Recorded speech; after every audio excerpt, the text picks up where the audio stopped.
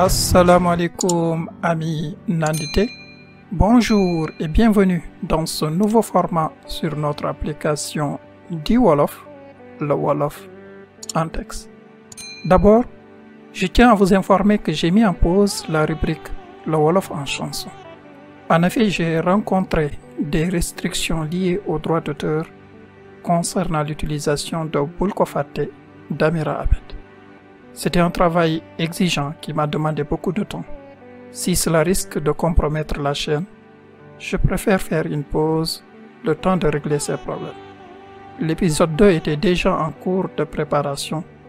Je compte le finaliser pour ceux qui participeront à notre programme de formation en ligne ou d'accompagnement. En effet, je suis actuellement en train de lancer une version bêta de ce programme, proposant 1, 2 ou 3 leçons par semaine, selon votre choix. Je m'en vais vous faire une brève présentation de la structure des leçons. Elles comprennent une section sur le vocabulaire et la prononciation avec des mots à étudier et un support audio.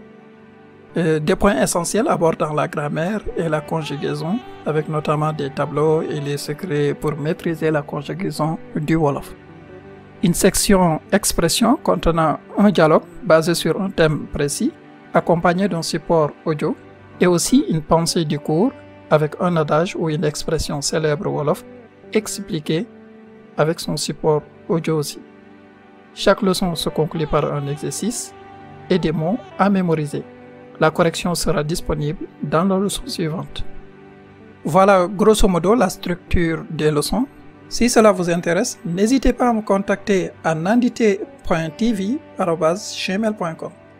Je tiens à préciser que 2 options s'offrent à vous. Le premier est un support de cours en ligne pour une auto-formation et le second, un accompagnement personnalisé, individuel ou en groupe. Les places sont limitées, en particulier pour l'accompagnement personnalisé. Je cherche des personnes réellement motivées pour démarrer ce projet. Si vous êtes intéressé et surtout motivé, réservez rapidement votre place en m'indiquant l'option choisie et le nombre de leçons souhaitées par semaine à nandite.tv@gmail.com. Ceci dit, revenons à notre application du Wolof à travers des textes.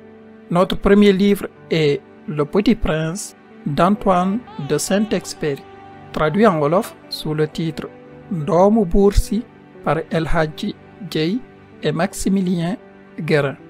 Sans plus attendre, commençons la lecture de la dédicace et du chapitre 1. Jagleel ko Léon Vert.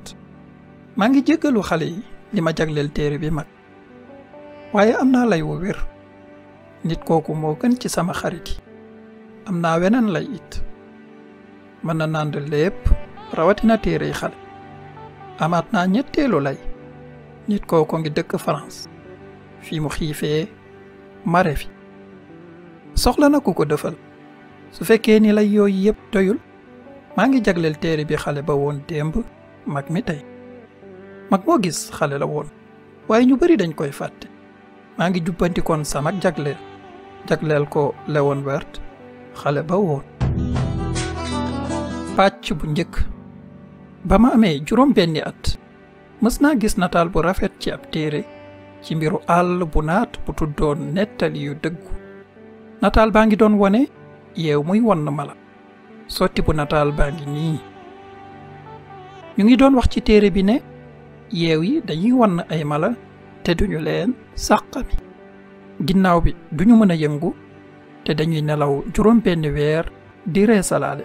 loolu tax na ba may xalaat lu bari ci nettali yi xew ci àll bi.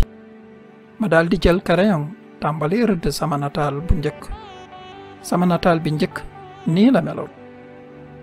ma won sama liggéey mag ñi daal di leen laaj ndax nataal bi tiitalu leen.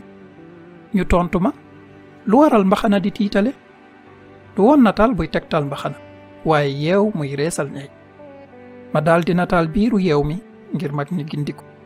mag ñi ñoom foog nga faram fàcce leen lépp. sama ñaareelu nataal nii la meloon. mag ñi digal ma bàyyi nataal biir ak biti yeew yi te jublu ci xam-xamu jéeri ji taarix wàññi ak naxu noonu laa bàyyee jàngum nataal ci bi ma tolloo ci juróom benni at li ma la joon sama nataal bu njëkk ak ñaareel ba moo tax ba ma xaddi mag ñi duñu naan dara ñoom dong te dafa sonle ci xale di leen faram-fàcceel mbir yi saa su nekk kon ma war a tànn beneen liggéey ma daldi jàng dawal roppalaan daanaka wër naa àdduna sépp ak roppalaan dëgg la xam-xamu jéeri ji amal na ma njëriñ si gis-gis bu njëkk rekk mën naa ràññee réewum Siin ak Arizona lu am njëriñ la lool su fekkee da nga réer guddi noonu laa baree ay xame ak nit ñu ñàkk caaxaan ci sama dund gi dëkk naa lu bari ak ay mag seetlu naa leen bu baax te taxul ma soppi sama xalaat su ma ci dajewaan ak kenn ku ma yaakaar ni yeewu na dama koy won sama nataal bu njëkk bi ma dencoon ba tey dama bëggoon a xam ndax ku muus la dëgg-dëgg waaye saa su nekk lim may tontu mooy mbaxana la naka noonu duma wax ak moom lu jëm ci yeew àll bu naat mbaa biddéew dama doon wax ak moom fi xelam toll dama doon wax ak moom ci mariage golf politique ak karawaat noonu mag moomu dafa daan bég ci xame ak ku nite